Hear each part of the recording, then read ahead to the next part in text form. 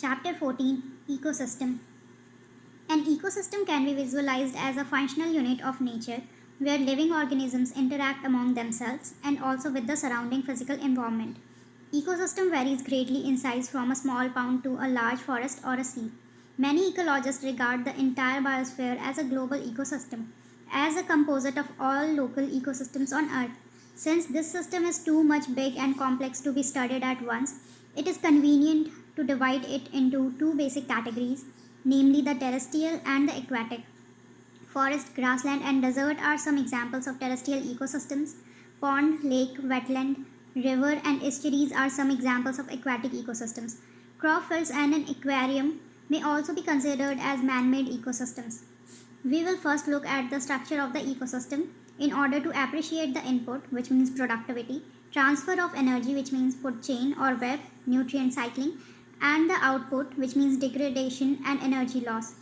We will also look at the relationships, cycles, chains, webs that are created as a result of these energy flow within the system and their interrelationship. 14.1 Ecosystem Structure and Function. In chapter 13, you have looked at the various components of the environment, abiotic and biotic. You studied how the individual biotic and abiotic factors affected each other and their surrounding. Let us look at these components in a more integrated manner and see how the flow of energy takes place within these components of the ecosystem. Interaction of biotic and abiotic components result in a physical structure that is characteristic for each type of ecosystem. Identification and enumeration of plant and animal species of an ecosystem gives its species composition. Vertical distribution of different species occupying different levels is called stratification. For example, trees occupy top vertical strata or layer of a forest, shrubs the second, and herbs and grasses occupy the bottom layers. The components of the ecosystem are seen to function as a unit when you consider the following aspects. First, productivity, second, decomposition, third, energy flow, and fourth, nutrient cycling. To understand the ethos of an aquatic ecosystem, let us take a small pond as an example. This is fairly a self-sustainable unit and rather simple example that explain even the complex interactions that exist in an aquatic ecosystem. A pond is a shallow water body in which all the above mentioned four basic components of an ecosystem are well exhibited. The abiotic component is the water with all the dissolved organic and inorganic substances and the rich soil deposit at the bottom of the pond. The solar input, the cycle of temperature, day length, and other climatic conditions regulate the rate of function of the entire pond. The autotrophic components include the phytoplankton, some algae, and the floating, submerged, and marginal plants found at the edges. The consumers are represented by the zooplankton, the free swimming and bottom dwelling forms. The decomposers are the fungi, bacteria, and flagellates, spatially abundant in the bottom of the pond. This system performs all the functions of an ecosystem and of the biosphere as a whole. That is, conversion of inorganic into organic materials with the help of radiant energy of the sun by the autotrophs, consumption of the autotrophs by heterotrophs, decomposition and mineralization of the dead matter to release them back for reuse by the autotrophs. These events are repeated over and over again. There is unidirectional movement of energy towards the higher tropic level and its dissipation and loss as heat to the environment. 14.2 Productivity. A constant input of solar energy is the basic requirement for any ecosystem to function and sustain. Primary production is defined as the amount of biomass or organic matter produced per unit area over a time period by plants during photosynthesis. It is expressed in terms of weight, gram per meter square, or energy, kilocalorie per meter square. The rate of biomass production is called productivity. It is expressed in terms of gram per meter square per year or kilocalorie per meter square per year. To compare the productivity of different ecosystems, it can be divided into gross primary productivity, which is GPP, and net primary productivity, which is NPP. Gross primary productivity of an ecosystem is the rate of production of organic matter during photosynthesis. A considerable amount of GPP is utilized by plants in respiration. Gross primary productivity minus respiration loss, which is R, is the net primary productivity, which is NPP. GPP minus R equals to NPP. Net primary productivity is the available biomass for the consumption to heterotrophs, which is herbivores and decomposers. Secondary productivity is defined as the rate of formation of new organic matter by consumers. Primary productivity depends on the plant species inhabiting a particular area. It also depends on a variety of environmental factors, availability of nutrients, and photosynthetic capacity of plants. Therefore, it varies in different types of ecosystems. The annual net primary productivity of the whole biosphere is approximately 170 billion tons, which is dry weight of organic matter. Of this, despite occupying about 70% of the surface, the productivity of the ocean are only 55 billion tons. Rest, of course, is on land. Discuss the main reason for the low productivity of ocean with your teacher. 14.3 Decomposition. You may have heard of the earthworm being referred to as farmer's friend. This is so because they help in the breakdown of complex organic matter as well as in loosening of the soil. Similarly, decomposers break down complex organic matter into inorganic substances like carbon dioxide, water, and nutrients, and the process is called decomposition. Dead plant remains such as leaves, barks, flowers, and dead remains of animals, including fecal matter, constitute detritus, which is the raw material for decomposition. The important steps in the process of decompositions are fragmentation, leaching, catabolism, humification, and mineralization. Detritivores, example earthworm, break down detritus into smaller particles. This process is called fragmentation. By the process of leaching, water-soluble inorganic nutrients go down into the soil horizon and get precipitated as unavailable salts. Bacterial and fungal enzymes degrade detritus into similar inorganic substances. This process is called as catabolism. It is important to note that all the above steps in decomposition operate simultaneously on the detritus, which is given in figure 14.1. Humification and mineralization occur during decomposition in the soil. Humification leads to accumulation of a dark-colored amorphous substance called humus that is highly resistant to microbial action and undergoes decomposition at an extremely slow rate. Being colloidal in nature, it serves as a reservoir of nutrients. The humus is further degraded by some microbes and release of inorganic nutrients occur by the process known as mineralization. Decomposition is largely an oxygen-requiring process. The rate of decomposition is controlled by chemical composition of detritus and climatic factors. In a particular climatic condition, decomposition rate is lower if detritus is rich in lignin and chitin, and quicker if detritus is rich in nitrogen and water-soluble substances like sugars. Temperature and soil moisture are the most important climatic factors that regulate decomposition through their effect on the activities of soil microbes. Warm and moist environment favor decomposition, whereas low temperature and anaerobiosis inhibit decomposition, resulting in buildup of organic materials. 14.4 Energy flow. Except for the deep sea hydrothermal ecosystem, sun is the only source of energy for all the ecosystems on earth. Of the incident solar radiation, less than 50% of it is photosynthetically active radiation, which is PAR. We know that plants and photosynthetic bacteria, which is autotrophs, fix sun's radiant energy to make food from simple inorganic materials.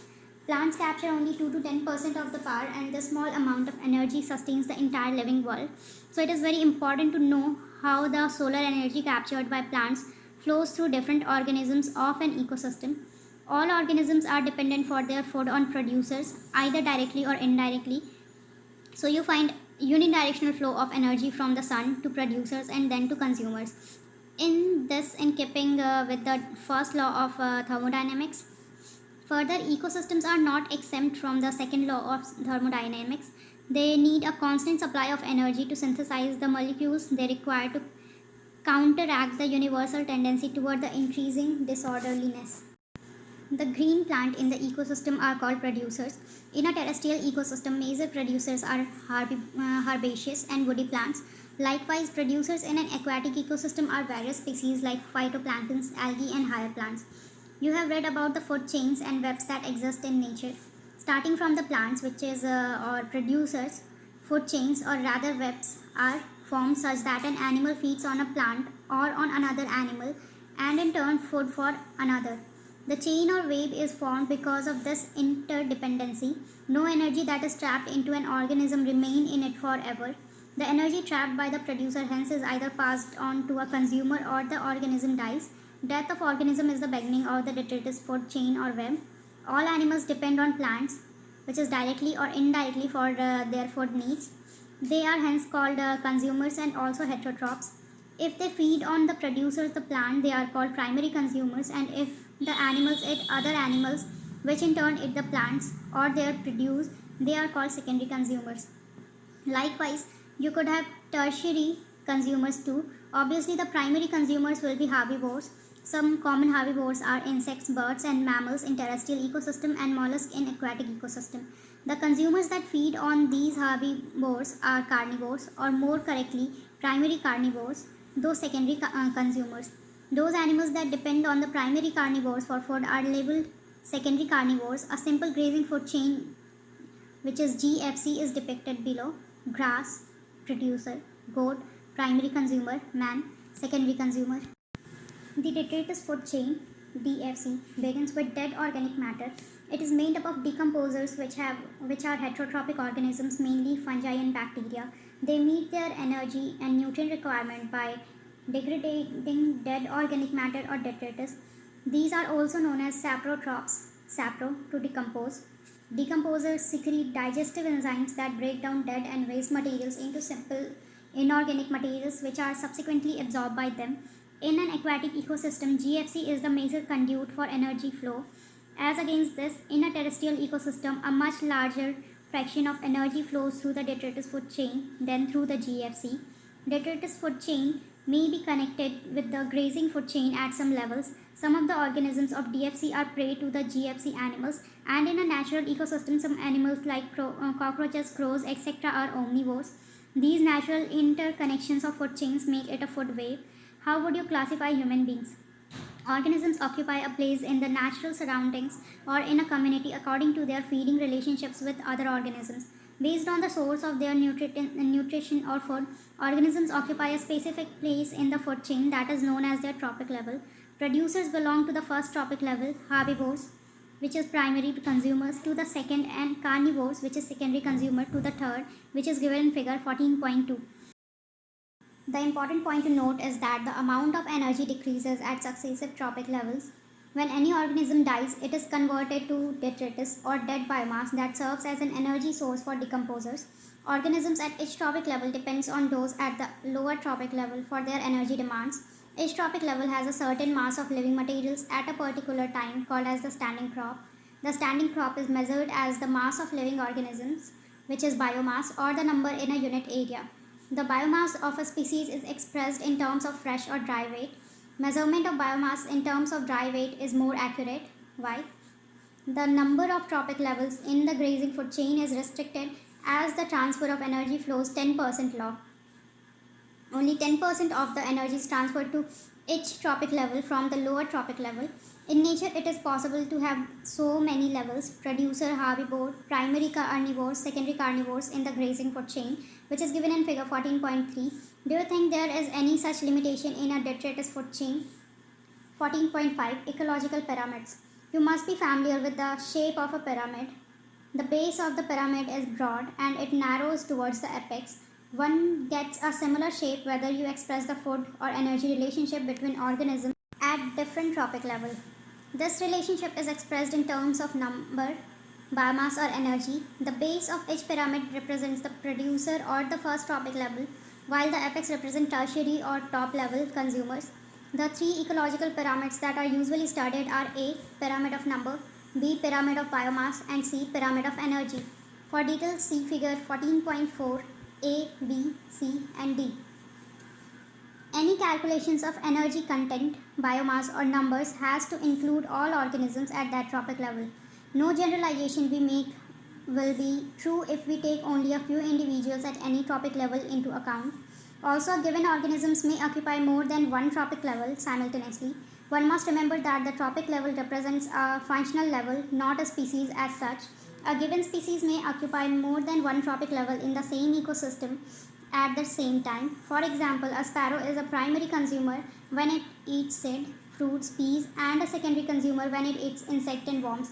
Can you work out how many trophic levels human beings function at in a food chain? In most ecosystems, all the pyramids of number, of energy, and biomass are upright.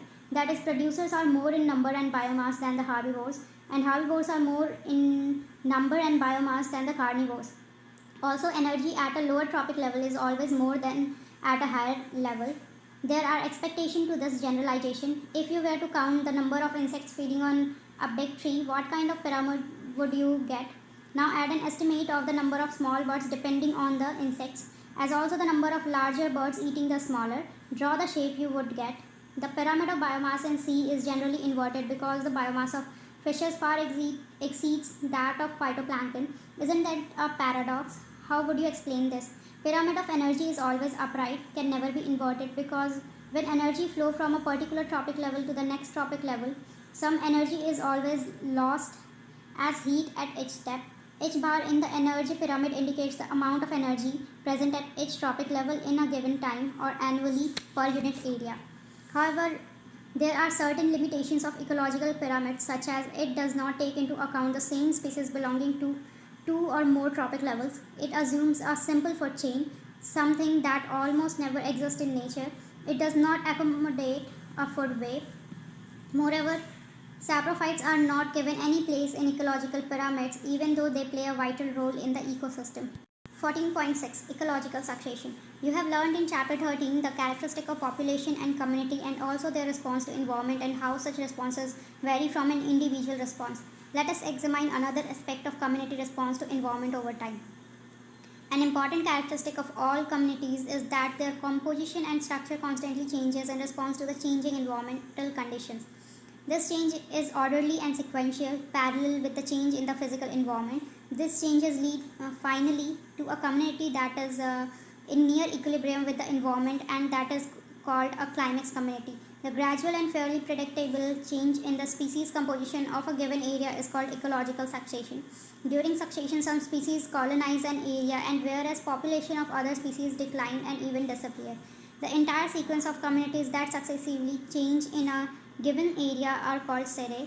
The individual transitional communities are termed serial stages or seral communities. In the successive seral stages, there is a change in the diversity of species of organisms, increase in the number of species and organisms, as well as an increase in the total biomass. The present day communities in the world have come to be because of succession, and that has occurred over millions of years since life started on Earth. Actually, succession and evolution would have been parallel process at that time. Succession is hence a process that starts in an area where no living organisms are there. This could be areas where no living organisms ever existed, say bare rock, or in areas that somehow lost all the living organisms that existed there. The former is called primary succession, while the latter is termed secondary succession. Examples of areas where primary succession occurs are newly cooled lava, bare rock, newly created pond or reservoir. The establishment of a new biotic community is generally slow. Before a biotic community of diverse organisms can become stabilized, there must be soil. Depending mostly on the climate, it takes natural process several hundred to several thousand years to produce fertile soil on bare rock. Secondary succession begins in areas where natural biotic communities have been destroyed, such as in abandoned farmlands, burned or cut forests, lands that have been flooded. Since some soil or sediment is present, succession is faster than primary succession. Description of ecological succession usually focuses on changes in vegetation. However, these vegetational changes in turn affect food and shelter for various types of animals. Thus, as succession proceeds, the number and types of animals and decomposer also changes. At any time during primary or secondary succession, natural or human-induced disturbances, which are fire, deforestation, etc., can convert a particular serial stage of succession to an earlier stage. Also, such disturbance create new conditions that encourage some species and discourage or eliminate other species. 14.6.1 Succession of plants. Based on the nature of the habitat, whether it is water or very wet areas or it is on very dry areas, succession of plant is called hierarch or xerarch. Respectively, hierarch succession take place in wet areas, and the successional series progress from hydric to the mesic condition. As against this, xerarch succession takes place in dry areas, and the series progress from xeric to mesic condition. Hence, both hierarch and xerarch succession lead to medium water condition mesic, neither to dry, which is xeric, nor to wet, which is hydric. The species that invade a bare area are called pioneer species. In primary succession on rocks, these are usually lichens, which are able to secrete acids to dissolve rock, helping in weathering and soil formation. These latter pave way to some very small plant like bryophytes, which are able to take hold in the small amount of soil. They are with time succeeds by higher plants, and after several more stages, ultimately a stable climax forest community is formed. The climax community remains stable as long as the environment remains unchanged. With time, the xerophytic habitat gets converted into a mesophytic one. In primary succession in water, the pioneers are the small phytoplanktons, which are replaced with time by rooted submerged plants, rooted floating angiosperms followed by free floating plants, then reed, swamp, marsh, meadows, scrubs, and finally the trees. The climax again would be a forest. With time, the water body is converted into land, which is given in figure 14.5. In secondary succession, the species that invade depends on the condition of the soil, availability of water, the environment, as also the seeds or other propagules present. Since soil is already there, the rate of succession is much faster and hence climax is also reached more quickly. What is the important to understand is that succession, particularly primary succession, is a very slow process taking maybe thousands of years for the climax to be reached. Another important fact is to understand that all succession, whether taking place in water or on land, proceeds to a similar climax community, the mesic. 14.7 Nutrient Cycling. You have studied in class 11 that organisms need a constant supply of nutrients to grow, reproduce, and regulate various body functions. The amount of nutrients such as carbon, nitrogen, phosphorus, calcium, etc., present in the soil at any given time is referred to as the standing state. It varies in different kinds of ecosystem and also on seasonal basis. What is important is to appreciate that nutrients which are never lost from the ecosystems, rather they are recycled time and again indefinitely. The movement of nutrient elements through the various components of an ecosystem is called nutrient cycling. Another name of nutrient cycling is biogeochemical cycles, which means bio for living organisms, geo for rocks, air, water. Nutrient cycles are of two types, A gaseous and B sedimentary. The reservoir for gaseous type of nutrient cycle, example nitrogen carbon cycle, exists in the atmosphere, and for the sedimentary cycle, example sulfur and phosphorus cycle, the reservoir is located in Earth's crust.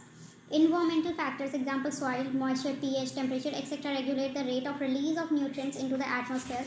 The function of the reservoir is to meet with the deficit which occur due to imbalance in the rate of influx and efflux. You have made a detailed study of nitrogen cycle in class 11. Here we discuss carbon and phosphorus cycles. 14.7.1 Ecosystem Carbon Cycle. When you study the composition of living organisms, carbon constitutes 49% of dry weight of organisms and is next to only to water. If we look at the total quantity of global carbon, we find that 71% of carbon is found dissolved in oceans. This oceanic reservoir regulates the amount of carbon dioxide in the atmosphere, which is given in figure 14.6. Do you know that the atmosphere only contains about 1% of total global carbon? Fossil fuel also represent a reservoir of carbon. Carbon cycling occurs through atmosphere, oceans and through living and dead organisms. According to one estimate, 4 into 10 to the power 13 kg of carbon is fixed in the biosphere through photosynthesis annually. A considerable amount of carbon returns to the atmosphere as CO2 through respiratory activities of the producer and consumers.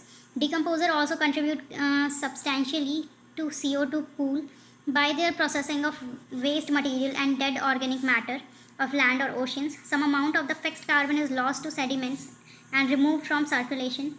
Burning of wood, forest fire, and combustion of organic matter, fossil fuel, volcanic activities are additional sources of releasing CO2 in the atmosphere. Human activities have significantly influenced the carbon cycle. Rapid deforestation and massive burning of fossil fuel for energy and transport have significantly increased the rate of release of carbon dioxide into the atmosphere.